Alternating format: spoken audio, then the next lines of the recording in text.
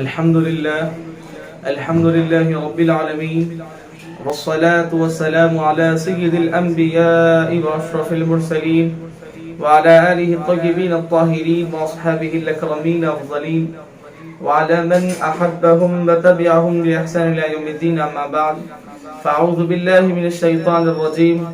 بسم الله الرحمن الرحيم. إن الله وملائكته يصلون على النبي يا أيها الذين آمنوا صلوا عليه وسلموا تسليما. اللهم صل على سيدنا محمد وعلى آله وصحبه أفضل صلواتك وعدد معلوماتك وبارك وسلم. محترم مکرم ناظرین کرام، بزرگ اور دوستو، السلام علیکم ورحمۃ اللہ وبرکاتہ.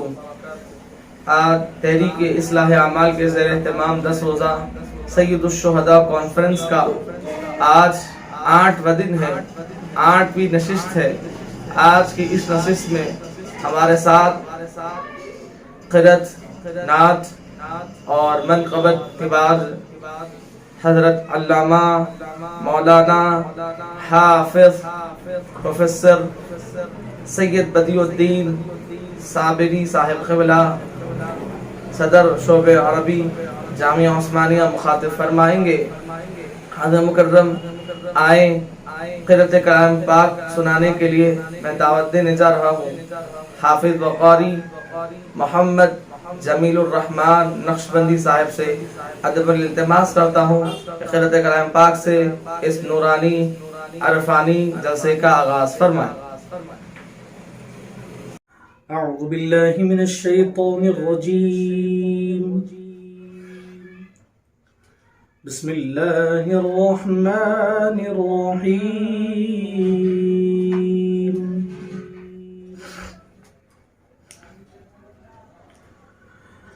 لقد صدق اللہ رسولہ الرؤیا بالحق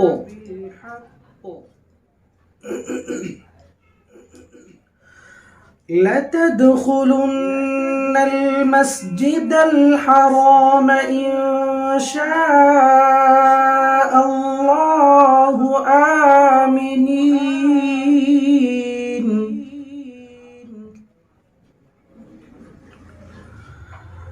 آمنين محلقين رؤوسكم ومقصرين لا تخافون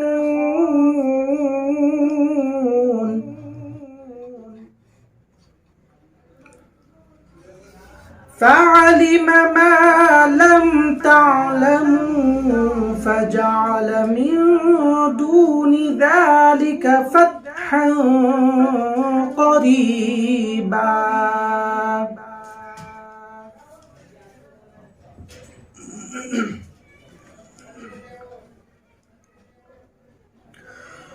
هو الذي أرسل رسوله بالهدى ودين الحق ليظهره على الدين كله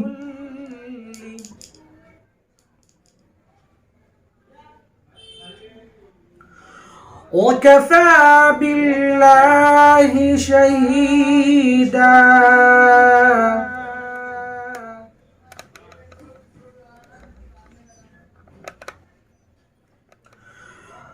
محمد رسول الله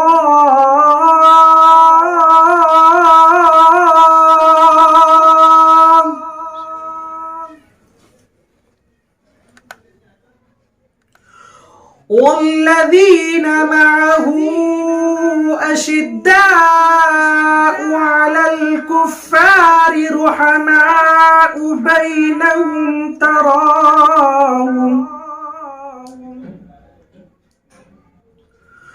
تراهم ركعا سجدا يبتغون فضلا من الله ورضوانا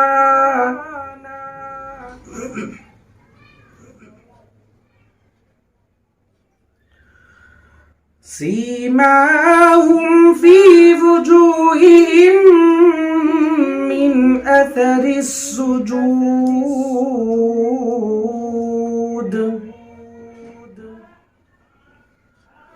ذلك مثلهم في التوراة ومثلهم في الإنجيل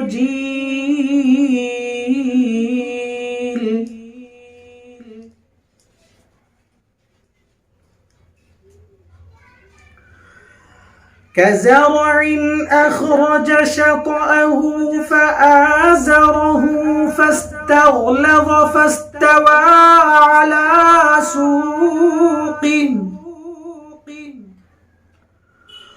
على سوقه يعجب الزراع ليغيظ بهم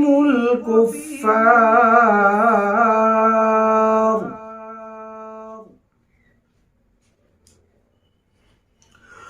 وعد الله الذين آمنوا وعملوا الصالحات منهم مغفرة وأجرا عظيما صدق الله العظيم. الحمدللہ قرأت کلام پاک کے بعد اب نعت سرور کونین صلی اللہ علیہ وسلم گنگنانے کے لیے میں دعوت دینے جا رہا ہوں. اس سے قبل چند اشعار سماعت فرمائیں. سیدی شیخ الاسلام عارف باللہ عاشق رسول اللہ امام محمد انوار اللہ فاروقی فضیلت جنگ بانی جامع نظامی رحمت اللہ علیہ فرماتے ہیں جو وضو کے وقت حضرت پر نہ پڑھتا ہو درود، جو وضو کے وقت حضرت پر نہ پڑھتا ہو صلاۃ، ہے طہارت اس کی ناقص، ہے طہارت اس کی ناقص، اس میں ہے کیا کیا نکات. بے صلاۃ احمدی، بے صلاۃ احمدی صلی اللہ علیہ وسلم کامل نہ ہو ہرگز صلاۃ، التحیات اس کی ہو جاتی ہے بالکل واہیات. اور جو نام شاہ دین سن کر نہ پڑھتا ہو درود، اور جو نام شاہ دین سن کر نہ پڑھتا ہو درود، جائے رغم النار میں وہ ابخل الناس عدو. آئے ان اشعار کے ساتھ میں دعوت دینے جا رہا ہوں حیدرآباد کے مشہور و معروف ثناقان رسول حضرت حافظ وقاری اسد اللہ شریف نقشبندی صاحب قبلہ سے میں دمن التماس کرتا ہوں کہ وہ نعت سرور کونین صلی اللہ علیہ وسلم سنانے کی سعادت حاصل فرمائیں. السلام علیکم ورحمۃ اللہ وبرکاتہ. تم سے موسوم ہے یوں رحمت باری ساری، تم سے موسوم ہے یوں رحمت باری ساری، تم سے موسوم ہے یوں رحمت باری ساری، صرف داتا ہو تم ہی خلق بھکاری ساری، صرف داتا ہو تم ہی خلق بھکاری ساری. سیرت پاک ہے وہ معجزہ کاری ساری، سیرت پاک ہے وہ معجزہ کاری ساری، اب بھی ہر سنت سرکار ہے جاری ساری، اب بھی ہر سنت سرکار ہے جاری ساری. فیض سرکار کا ہر آن ہے جاری ساری، فیض سرکار کا ہر آن ہے جاری ساری، زندگی ان کے کرم پر ہے ہماری ساری، زندگی ان کے کرم پر ہے ہماری ساری. آسرا کتنا بڑا ہے یہ غریبوں کے لیے، آسرا کتنا بڑا ہے یہ غریبوں کے لیے. آپ نے عمر غریبوں میں گزاری ساری، آپ نے عمر غریبوں میں گزاری ساری. ہو گئے وہ رضی اللہ تعالی عنہم، ہو گئے وہ رضی اللہ تعالی عنہم، ہو گئے وہ رضی اللہ تعالی عنہم. زندگی جتنوں نے سرکار پہ واری ساری، زندگی جتنوں نے سرکار پہ واری ساری. اپنے پاس اس کے سوا شوق رکھا ہی کیا ہے، اپنے پاس اس کے سوا شوق رکھا ہی کیا ہے. دولت نعت ہی پونجی ہے ہماری ساری، دولت نعت ہی پونجی ہے ہماری ساری. آپ نے عمر غریبوں میں گزاری ساری، زندگی ان کے کرم پر ہے ہماری ساری. سیرت نعت منقبت کے بعد منقبت سنانے کے لیے میں حافظ وقاری محمد فیضان قادری سے ادب التماس کرتا ہوں کہ وہ منقبت سنانے کی سعادت حاصل فرمائیں. قاری محمد فیضان قادری. السلام علیکم ورحمۃ اللہ وبرکاتہ. وعلیکم السلام. میرے دل کی زمین پر ہے قدم زہرا کے بچوں کا، میرے دل کی زمین پر ہے قدم زہرا کے بچوں کا، میری نسلوں پہ ہے دست کرم زہرا کے بچوں کا، میری نسلوں پہ ہے دست کرم زہرا کے بچوں کا. خدا کے فضل سے اذن زیارت کا شرف پایا، خدا کے فضل سے اذن زیارت کا شرف پایا.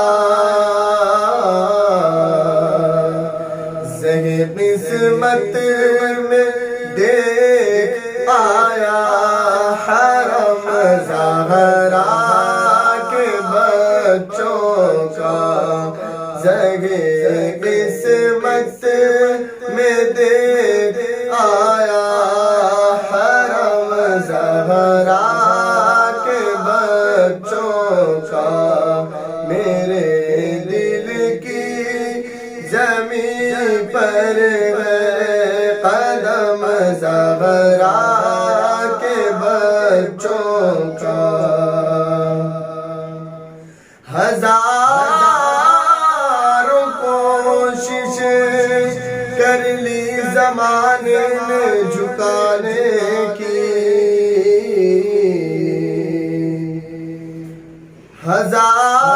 ہزاروں کوشش کر لی زمانے نے جھکانے کی، مجھے جھکنے نہیں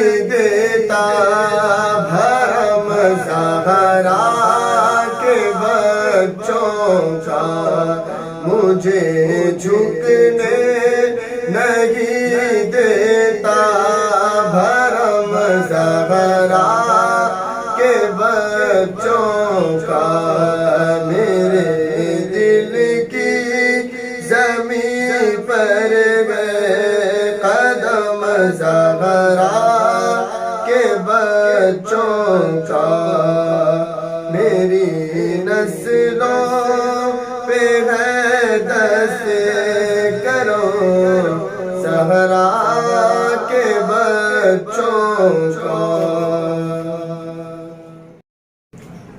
غیرت، نعت، منقبت کی بات، اب خطاب کے لیے میں دعوت دینے جا رہا ہوں حضرت علامہ مولانا پروفیسر حافظ سید بدیع الدین صابری صاحب قبلہ، صدر شعبہ عربی جامعہ عثمانیہ سے میں ادب التماس کرتا ہوں کہ حضرت والا اپنے خطاب سے ہمارے دلوں کو منور و مجلہ فرمائے۔ الحمد لله الذي أكرم الشهداء بالحياة الطيبة والباقية الصالحات، بقوله تعالى ولا تقولوا لمن يقتل في سبيل الله أموات، وأكرم الصلاة والسلام على سيد الكائنات وصاحب الشفاعات وعلى آله وصحبه الذين هم شهداء محبته بحسن الطاعات. أما بعد، فأعوذ بالله من الشيطان الرجيم، بسم الله الرحمن الرحيم. ولا تحسبن الذين قتلوا في سبيل الله أمواتا بل أحياء عند ربهم يرزقون. صدق الله العظيم. قال الله تعالى في شان حبيبه الكريم إن الله وملائكته يصلون على النبي يا أيها الذين آمنوا صلوا عليه وسلموا تسليما. اللهم صل على سيدنا ونبينا مولانا محمد النبي الأمي وعلى آله وصحبه وبارك وسلم. محترم بزرگان ملت، عزیز بھائیو، جس نے جو دہکتی ریت کے بستر پہ سویا وہ حسین، جس نے اپنے خون سے دنیا کو دھویا وہ حسین، جو جواں بیٹے کی میت پہ نہ رویا وہ حسین، جس نے سب کچھ کھو کے کچھ بھی نہ کھویا وہ حسین، جس نے سب کچھ کھو کے کچھ بھی نہ کھویا وہ حسین، خون نے جس کے دو عالم میں اجالا کر دیا، مرتبہ اسلام کا جس نے دوبالا کر دیا، دشت کربلا کو عرش کا زینہ بنا دیا، دشت کربلا کو عرش کا زینہ بنا دیا، جنگل کو مصطفیٰ کا مدینہ بنا دیا، جنگل کو مصطفیٰ کا مدینہ بنا دیا۔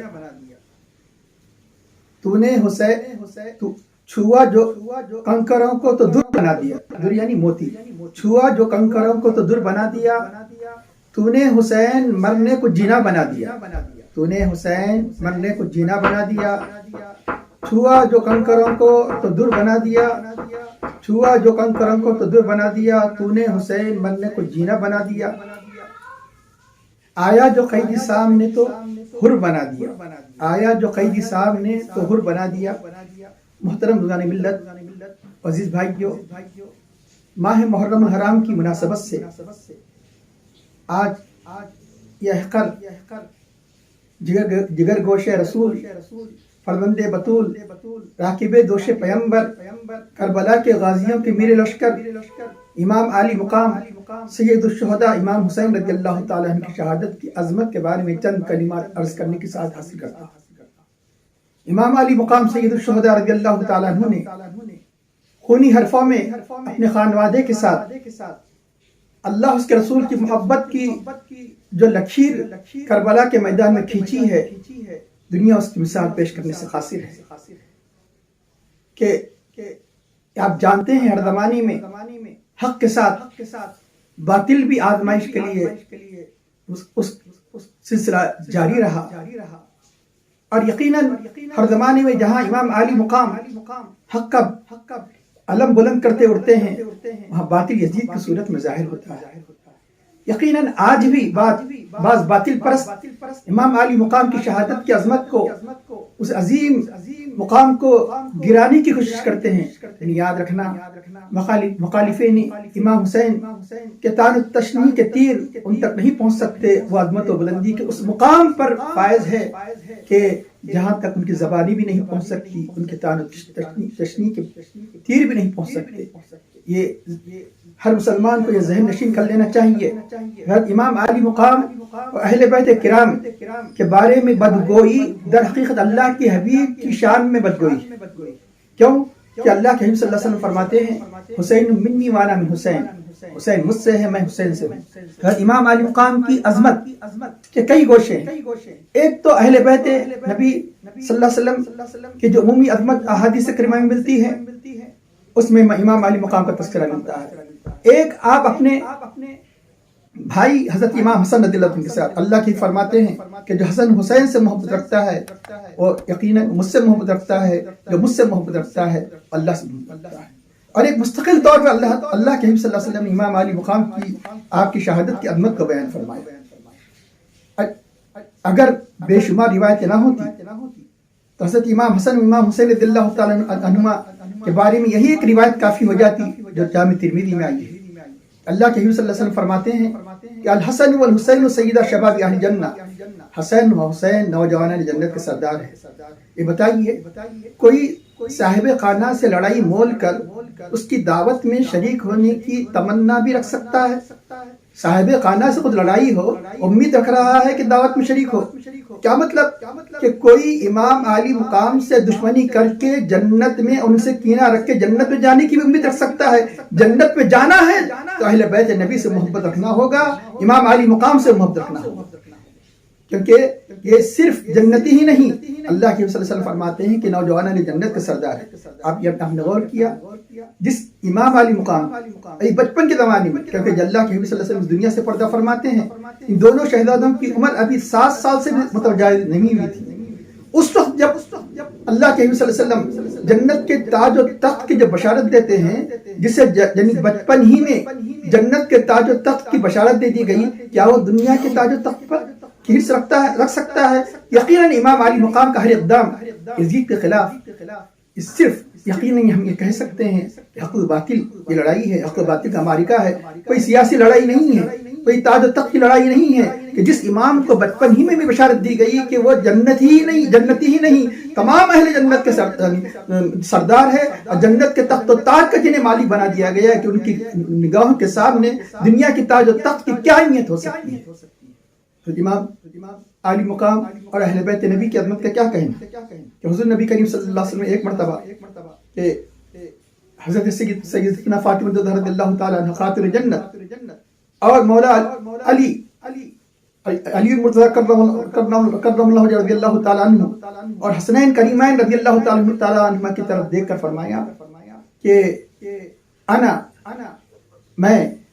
انا حرب لمن حاربہم، میری لڑائی ان سے ہے جو ان سے لڑے، یعنی ان سے عداوت کرنا مجھ سے عداوت کرنا ہے۔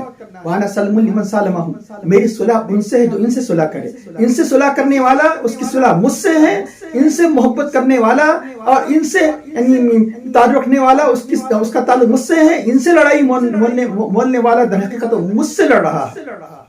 امام علی مقام کی شہادت یہ کوئی اتفاقی حادثہ نہیں ہے، بلکہ اللہ تعالیٰ کی مشیت، یعنی اللہ نے اس بات کو پہلے ہی سے مقدر فرما دیا تھا کہ آپ کے سر پر صرف شہادت ہی نہیں، شہادت کا تاج رکھا جائے، کہ آپ ساری دنیا جن کو سید الشہداء کے نام سے یاد کریں، سیادت جن کے سر پر سیادت کا تاج اللہ تعالیٰ کی طرف سے مقدر تھا، اس لیے بے شمار مصائب اور بے شمار آزمائشوں سے آپ کو گزارا گیا۔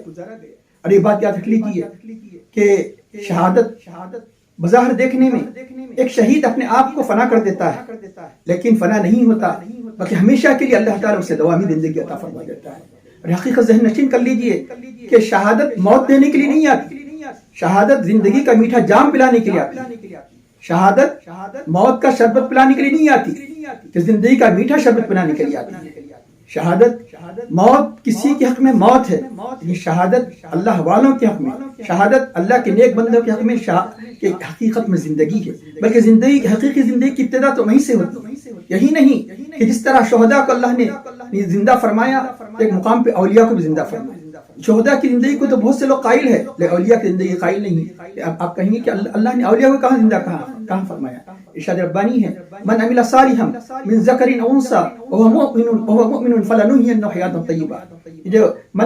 جو اعمال صالحہ کی زندگی گزارے، خواہ مرد ہو عورت ہو اور مومن بھی ہو، شرط یہ ہے کہ ایمان کے ساتھ اعمال صالحہ کی زندگی گزارے، تو اللہ تعالیٰ فرماتا ہے کہ فلنحيينه حیاتا طیبہ، ہمیں ضرور اسے حیات طیبہ عطا کریں گے. اور عربی زبان معمولی گرامر پڑھنے والے سے پوچھیے کہ اس کو لام تاکید نون ثقیلہ جب آ جاتا ہے پریزنٹ کے معنی نہیں ہوتے، فیوچر کے. اس کی حیات طیبہ تو اب دیکھ ہی رہے ہیں اللہ کے ولی کی، بلکہ آنے والی زندگی اس دنیا سے پردہ فرمانے کے بعد بھی اللہ تعالیٰ سے حیات جاویدہ عطا فرماتا ہے. تو چنانچہ کیا پتہ چلا کہ خواہ وہ اللہ کا ولی ہو، خواہ وہ شہید ہو، شہادت موت دینے کے لیے نہیں آتی، شہادت زندگی کا میٹھا شربت پلانے کے لیے آتی ہے. اور حقیقت تو یہ ہے کہ شہادت موت کسی کے حق میں موت ہے، لیکن موت کسی کے حق میں زندگی ہے. موت اللہ کی نعمت ہے. آپ کہیں گے موت نعمت ہے، ہاں یقیناً موت ہے. قیامت کسی کے حق میں قیامت ہے، کافروں کے حق میں، بدکاروں کے حق میں، سرکشوں کے حق میں قیامت ہے.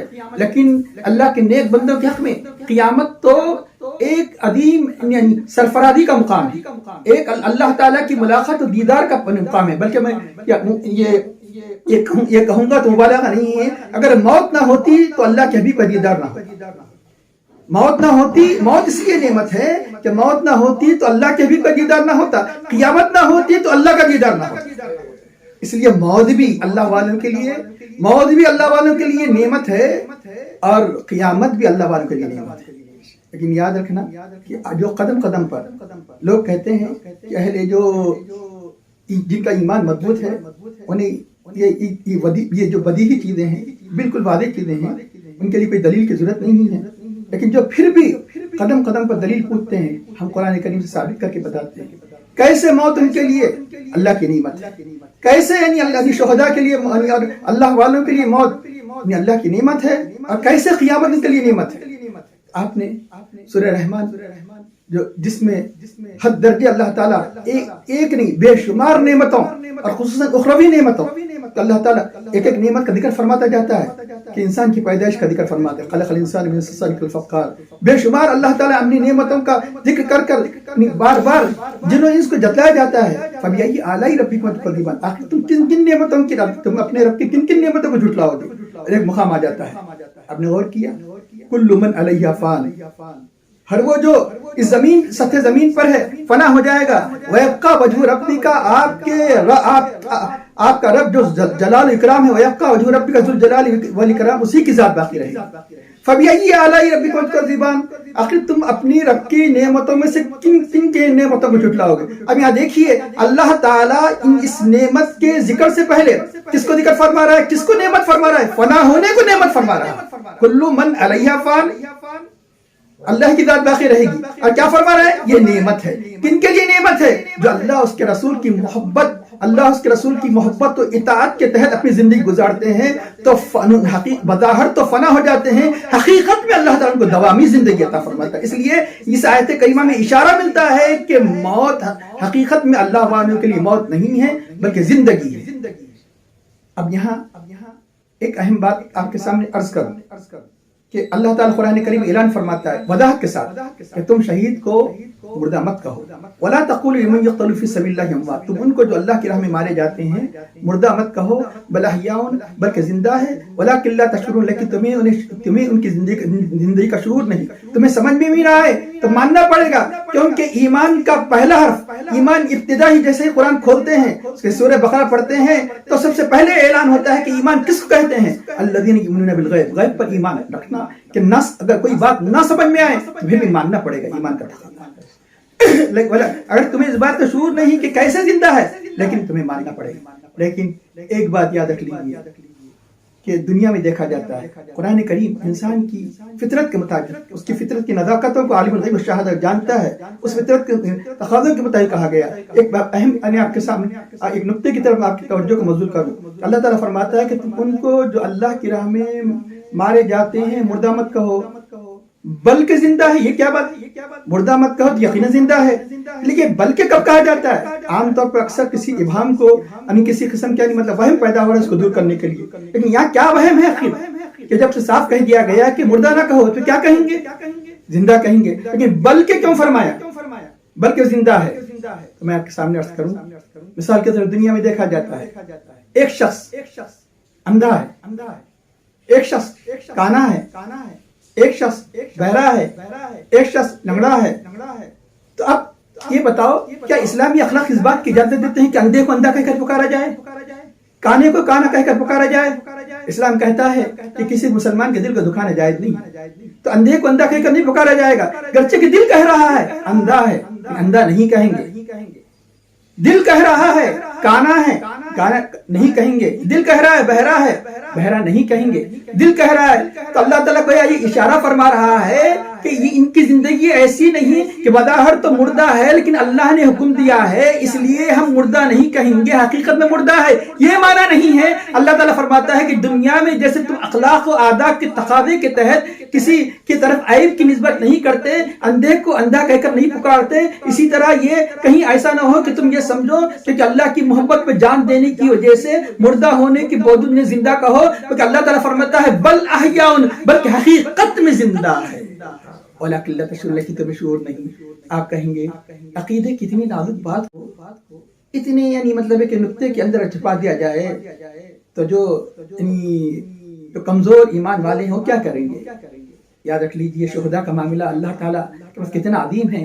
اسے اللہ نے تو یہاں اتنی، اگر یہی ایک آیت ہوتی ہے تو کافی ہو جاتی تھی. اللہ نے اسی پر بس نہیں کیا، اسی پر بس نہیں کیا. اور یہ جو نقطہ بیان کیا جا رہا ہے اور مزید وضاحت کے ساتھ ان کے قرآن کریم اس لیے ایک چھوٹے پرائمری درجے والے کے لیے بھی ہدایت ہے، اعلیٰ سے اعلیٰ کتنا ہی بڑا علم کا سمندر ہو اس کے لیے بھی ہدایت. وقت واحد میں دنیا ہی کوئی کتاب ایسی نہیں بتا سکتے جو نچلے درجے اور اعلیٰ درجے ہر ایک کے لیے یکساں یعنی وہ فیض پہنچانے والی اگر کوئی ہے تو اللہ کی کتاب. اب اس کے اندر تو یہ اللہ نے بیان ہی کر دیا کہ تم شہید کو نہ مردہ کہو نہ مردہ سمجھو، نہ مردہ کہو نہ مردہ سمجھو. لیکن وضاحت کی بھی ضرورت تھی، اس لیے اللہ نے یہاں دوسرے پارے میں تو یہ فرمایا کہ تم شہید کو مردہ نہ کہو، لیکن اللہ تعالیٰ چوتھے بارے میں فرماتا ہے کہ جس کو میں نے ابتدائی خطبے میں جس کی تلاوت کا شرف حاصل کیا، وَلَا تَحْسَبَنَّ الَّذِينَ قُتِلُوا فِي سَبِيلِ اللَّهِ أَمْوَاتًا، تم ہرگز ان کو جو اللہ کی راہ میں مارے گئے مردہ خیال نہ کرنا، بل احیاء، بلکہ زندہ ہے، اپنے رب کے پاس اس روزی پا رہے ہیں. ایک اہم بات کہ لا تقولوا کے معنی مت کہو، اس کو پہلے نہیں کہتے ہیں، پروہیبیٹو ورب ہے، انگلش میں کہتے ہیں ڈونٹ سے. لا تحسبن کے معنی کہ ڈونٹ تھنک نہیں، نیور تھنک. جب کہنے کی بات آئی تو سیدھا سادہ کلام ارشاد فرمایا مت کہو. سمجھنے کی بات آئی تو یہ نہیں کہا لا تحسبوا، ڈونٹ تھنک نہیں کہا، نیور تھنک. کیوں؟ اس لیے کہ انسان سمجھنے کے لیے کیا نہیں سمجھ لیتا ہے، تو بلکہ زبان پر جتنی پابندی عائد کی گئی اس سے بڑھ کر اپنے ہمارے فکر و نظر اور ہمارے عقیدے پر اتنی پابندی عائد کی گئی. جس طرح زبان پر پہلا لگا دیا گیا نہ شہید کو مردہ کہہ سکتے ہیں، اور اسی طرح اس سے بڑھ کر تاکید کے ساتھ ہمارے قلب و فکر پر یہ پابندی عائد کی گئی شہید کو جس طرح تم مردہ نہیں کہہ سکتے، مردہ سمجھنے کی بھی اجازت نہیں. اور سمجھنے کا معاملہ آیا تو کہنے سے بھی زیادہ اللہ نے موقع فرما دیا. وہاں ڈونٹ سے کہا، یہاں نیور تھنک کہا. تو اب یہاں ایک اہم بات، یہ جو دو آیتیں آپ کے سامنے پیش کی گئی، یہ بتاؤ اس میں کس شہید کی عظمت کو بیان کیا گیا؟ کیا وہ شہید صحابہ کی جماعت میں سے ہونا ضروری ہے تو اس کی عظمت ہوگی؟ کیا وہ شہید تابعین کی جماعت میں سے ہونا ضروری ہے؟ کیا وہ شہید ائمہ کی جماعت میں سے ہونا ضروری ہے یہ اس فضیلت کو حاصل کرنے کے لیے؟ کیا وہ شہید علماء کی جماعت میں سے ہونا ضروری ہے؟ نہیں، بلکہ قیامت تک ہر مسلمان جو اللہ اس کے رسول کی محبت میں یعنی اللہ اور رسول کے اس پیغام کی حفاظت میں اپنی جان کو اللہ کی بارگاہ میں اپنی جان کو جان آفری کو سپرد کر دے گا، اس کے لیے بھی یہ اللہ تعالیٰ نے فضیلت بیان فرمائی. قیامت تک کی ہر شہید کے لیے اندازہ لگاؤ، جب عام شہید کی عظمت کا یہ عالم ہے، عام شہید کی عظمت کا یہ عالم ہے کہ وہ شہید کہ جس کو دنیا سید الشہداء امام حسین ابن علی کے نام سے یاد کرتی، ان کی عظمت کا کیا عالم ہے. وہ شہید کہ جن کے بازو میں حیدر کرار شیر خدا حضرت علی رضی اللہ عنہ کی قوت تھی. وہ شہید کہ جن کے رگو پے میں خاتون جنت حضرت سیدہ فاطمہ زہرا رضی اللہ تعالیٰ کا دودھ شامل تھا. وہ شہید کہ جن کے خون کے قطرے قطرے میں رسول خدا کا خون شامل تھا. اس شہید کی عظمت کا کیا عالم ہوگا کہ جن کے لیے یہ بار بار حضرت جبرائیل علیہ السلام سید الملائکہ سدرۃ المنتہا سے فرش پر تشریف لا رہے ہیں. ایک نہیں کئی واقعات. اس شہید کی عظمت کا عالم کیا ہوگا کہ ایک روایت آپ کے سامنے عرض کروں. اسد الغابہ صحابہ کی عظمت میں تقریباً 3 کتابیں بہت مشہور و معروف ہے جو سورسز مصادر کا درجہ رکھتی ہیں. الاستیاب ابن عبد البر، الاصابہ ابن حجر اسقلانی، اسد الغابہ ابن الاسیر، اور بھی سیر کی کتابیں آیا ہے، لیکن خصوصیت سے میں آج جو حوالہ دے رہا ہوں وہ اسد الغابہ. ابن الاسیر نے اس روایت کو نقل فرمایا کہ سید الانبیاء رحمت العالمین خاتم النبیین علیہ الصلوۃ والتسلیم جلوہ فرما ہے. ایک طرف حضرت مولا مشکل کشا سیدنا علی مرتضی رضی اللہ عنہ کے جلوہ فرما ہے، اور دوسری جانب سید کائنات خاتون جنت سیدہ فاطمہ الزہرا رضی اللہ تعالیٰ عنہ جلوہ فرما ہے. کیسا روح آفری منظر ہے جس کے تصور سے روح ایمانی ود میں آنے لگتی ہے. اور سامنے کون ہے؟ دونوں شہزادے ہیں. کیا پیارا منظر ہے. اور بچپن کا زمانہ ابھی آپ سن چکے ہیں جن کی عمر مشکل سے 5-6 سال ہوگی. جیسے بچے آپس میں کھیل میں کشتی لڑتے ہیں، حقیقی کشتی نہیں ہوتی. جب کشتی لڑتے ہیں تو اب یہ دونوں شہزادے ان عظیم ہستیوں کے سامنے کشتی لڑ رہے ہیں. اچانک اللہ کے حبیب صلی اللہ علیہ وسلم فرماتے ہیں یا حسن. عام طور پر کشتی میں دیکھا جاتا ہے کہ تھوڑا سا اگر کسی کے اندر اضمحلال کی کیفیت پیدا ہو جاتی ہے، اسے ہمت دلائی جاتی ہے کہ وہ ہمت دلاتی ہے تو ایک نئی طاقت پیدا ہو جاتی ہے. یہ حسن پکڑو جس کو کہتے ہیں عربی یعنی مطلب کہ اردو محاورے میں حسن پکڑو. سید کائنات خاتون جنت رضی اللہ تعالیٰ عنہ نے فرمایا یا رسول اللہ حسن تو بڑا ہے، ہمت تو چھوٹے کو دی جاتی ہے، بڑے کو نہیں. آپ حسن کو کیوں پکار رہے ہیں یا حسین کیوں نہیں کر رہے ہیں؟ اے فاطمہ کہ کیا تمہیں نہیں معلوم کہ حضرت جبرائیل بھی یہاں موجود ہے، وہ کہہ رہے ہیں کہ یا حسین پکڑو. یہ انصاف نہیں ہے کہ ایک وقت میں ایک ہی کو مطلب اس کو تسلی دی جائے، ایک ہی کی ہمت بلند کی جائے. حضرت جبرائیل کیا کہہ رہے ہیں کہ یا حسین. اب اندازہ لگائیے جب دونوں شہزادے بچپن میں کھیل کود کے طور پر جب کھیل رہے ہیں، کشتی لڑ رہے ہیں، تو مشیت الہی کو بھی ذوق آ جاتا ہے. حضرت جبرائیل علیہ السلام کو بھیج کر کشتی لڑائی جاتی ہے. جس شہزادے اس ناز و انداز سے تربیت ہوئی ہو، کیسے وہ ایک یزید پلید فاسق و فاجر کے ہاتھ پر اپنا پاک ہاتھ رکھ کر بیعت کر کے اسلام کی تعلیمات کو پامال کر سکتا ہے. جس کے جسم کے رونگٹے اور جس کے جسم کے بال سے صدائیں آ رہی ہو کہ مرد حق باطل سے ہرگز خوف کھا سکتا نہیں. مرد حق باطل سے ہرگز خوف کھا سکتا نہیں. سر کٹا سکتا ہے لیکن سر جھکا سکتا نہیں. اسی باطل کا سر نیچا کرنے کے لیے حق کے بول والے کے خاطر حسینی قافلہ پوری ملا کی تعداد انصار و اعوان اہل بیت نبوت کے یہ گلستان کے پھول و کلیاں 80 سے زیادہ نہیں تھی. کہاں جاتے ہیں؟ کربلا کی طرف. کہ واقعہ تو طویل ہے، اس مختصر سے وقت میں ساری چیزیں بیان نہیں کی جا سکتی کہ کربلا کی طرف روا دوا یہ قافلہ ہوتا ہے. اب وہ کربلا کی زمین آ جاتی ہے. آپ جانتے ہیں کہ 2 محرم الحرام سے لے کر 9 محرم الحرام تک کہ یزید کی طرف سے مقرر کیا ہوا ایک سخت قسم کا پلید گورنر عبداللہ بن زیاد کی طرف سے عمر بن سعد روز آنا یہ پیغام لاتا رہا. اے امام، اگر آپ اپنا پاک ہاتھ یزید کے ناپاک ہاتھ پر رکھ کر بیعت کر لیں گے تو 22,000 کا یہ خونی بھیڑیوں کا لشکر آپ کے قدم دھو کر پیے گا. اے امام، اگر آپ بیعت نہیں کرتے ہیں تو آپ اور آپ کے خانوادے آپ کے انصار سے زمین کربلا، آپ خون سے زمین کربلا کو رنگین بنا دیا جائے گا. حضرت امام علی مقام کو حرص و طمع کے ایسے مناظر دکھائے گئے. اگر ہمالیہ بھی ہوتا تو وہ اپنی جگہ سے ہل جاتا. اور امام علی مقام کو ایسی خوفناک دھمکیوں سے مروب کیا گیا.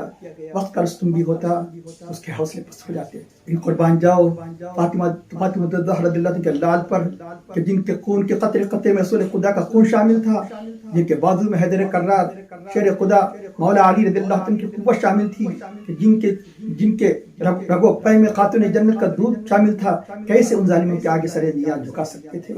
کہ کیسے اسلام کی تعلیمات کو یزید کے ہاتھ پر بیعت کر کے پامال کر سکتے تھے؟ تاخیر میں آپ جانتے ہیں کہ وہ سخت روح فرسا وقت آ جاتا ہے کہ 10ویں محرم الحرام صبح سے لے کر دوپہر تک ایک ایک کر کے آوان انصار سب شہید ہو گئے. ایک طرف چھوٹا سا لشکر جس کی تعداد 100 تک بھی نہیں پہنچ سکتی، اور ادھر 22,000. یہ منظر کیا پیش کر رہا ہے؟ قرآن کریم کی آیت کی تفسیر بیان کر رہا ہے. کون سی آیت کریمہ کی تفسیر؟ اکثر سخت دلوں کو تشبیہ دی جاتی ہے پتھروں سے، لیکن آج پتھر بھی شرما رہے ہیں. پتھر کہہ رہے ہیں ارے تم کتنے سخت دل ہو، پتھر کہہ رہے ہیں کہ تم کتنے سخت ہو. پتھر بھی شرم پانی ہو رہے ہیں. آپ کہیں گے جذبات کے راہ میں بہ کر آپ جو چاہے کہہ رہے ہیں. نہیں، قرآن کریم کہہ رہا ہے ایک وقت ایسا آ جاتا ہے انسان پتھر سے بھی کہیں گیا گزرا ہوتا ہے، پتھر سے بھی سخت ہو جاتا ہے. قرآن کریم اللہ تعالیٰ بنی اسرائیل کے بارے میں فرمایا کہ قیامت تک جو ان کی روش پر چلیں گے ان پر سب پر یہ حکم کا اطلاق ہوگا. ارشاد ربانی ہے ثم قست قلوبکم من بعد ذلک، پھر اس کے بعد تمہارے دل سخت ہو گئے. فہی کالحجارۃ، وہ پتھر کی طرح ہے. اللہ تعالیٰ فرماتا ہے کہ پتھر بھی اچھے ہیں. او اشد قسوہ، اور اس سے بھی زیادہ سخت.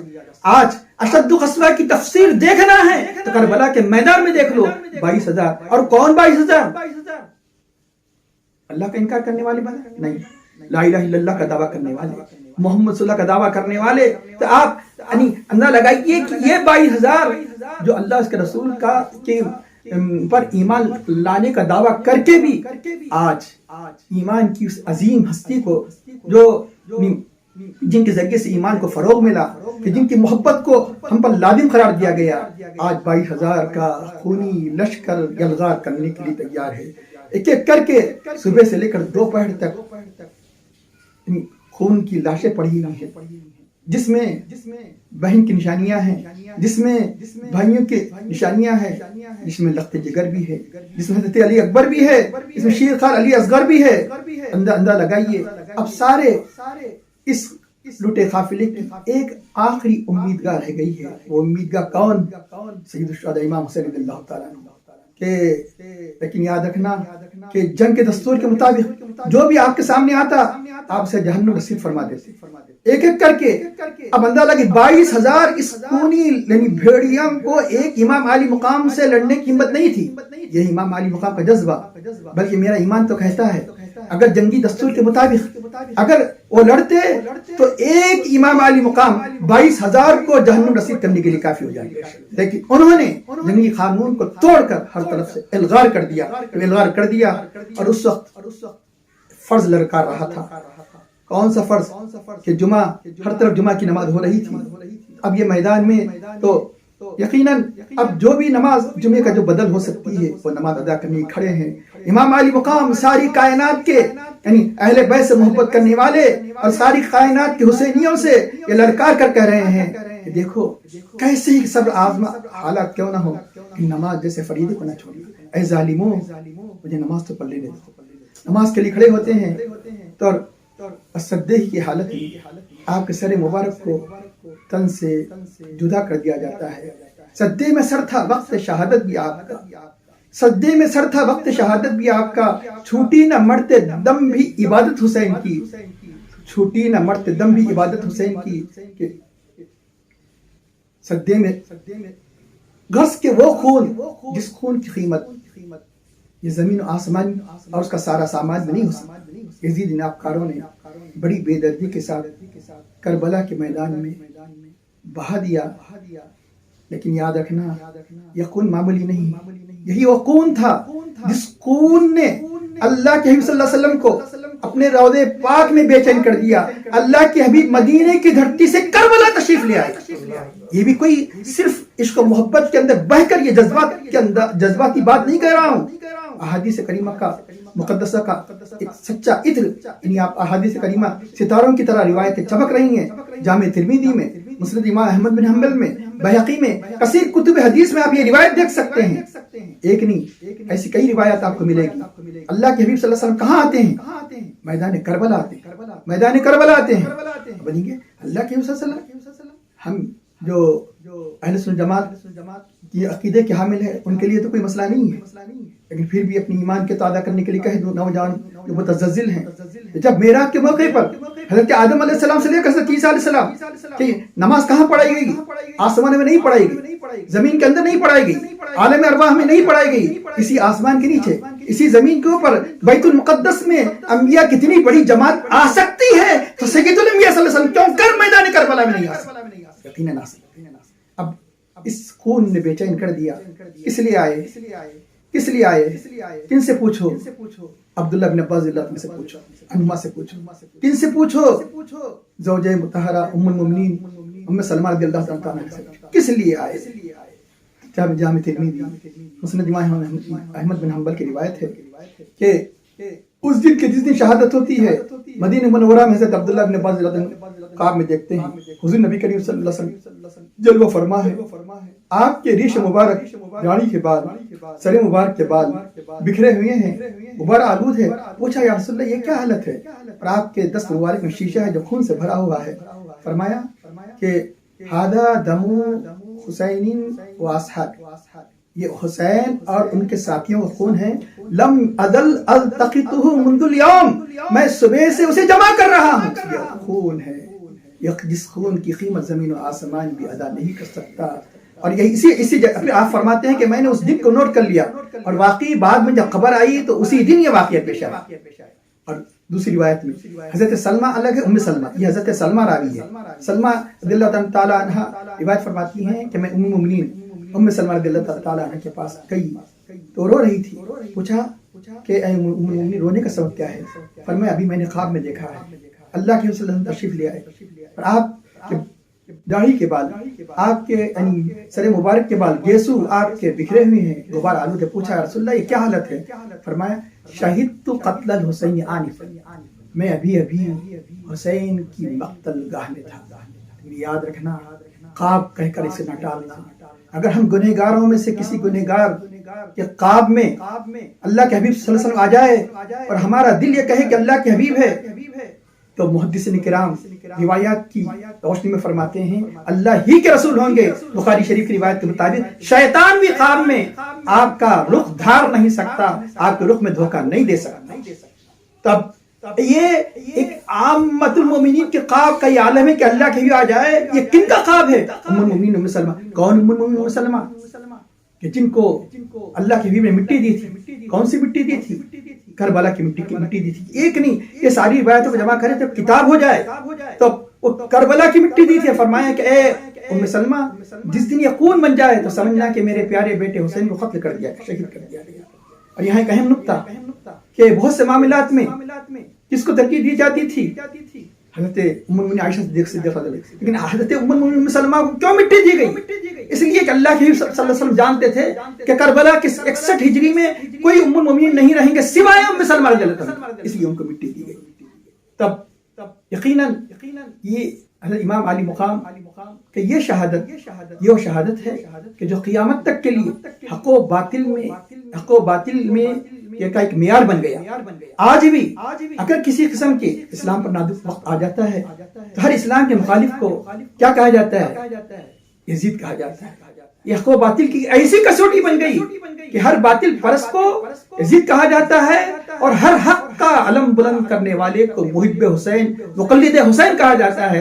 سچ کہا محمد علی جوہر نے، قتل حسین اصل میں مرگ یزید ہے، قتل حسین اصل میں مرگ یزید ہے۔ اسلام زندہ ہوتا ہے ہر کربلا کے بعد۔ وصلی اللہ تعالی علی خیر خلقہ سیدنا محمد وعلی آلہ وصحبہ اجمعین برحمتک یا ارحم الراحمین والحمد للہ رب العالمین۔ الحمدللہ آج کی ہماری 8ویں نشست بھی الحمدللہ اللہ کے فضل و کرم سے اختتام کو پہنچی۔ میں تمام احباب کا جن لوگوں نے ہماری اس محفل میں آن لائن شرکت کی ان سب کا شکریہ ادا کرتا ہوں، اور رب کی بارگاہ میں دعا گو ہوں جتنے احباب نے ہمارے ساتھ تعاون کیا ہے، جن احباب نے ہماری اس محفل کو کامیاب بنانے میں ہمارا ساتھ دیا ہے، اللہ تعالیٰ ان سب کو اس کا اجر عطا فرمائے اور ہمارے اس پروگرام کو اللہ تعالیٰ اپنی بارگاہ میں قبول فرمائے اور ہم کو دین اور دنیا میں اس کا پھل اللہ تبارک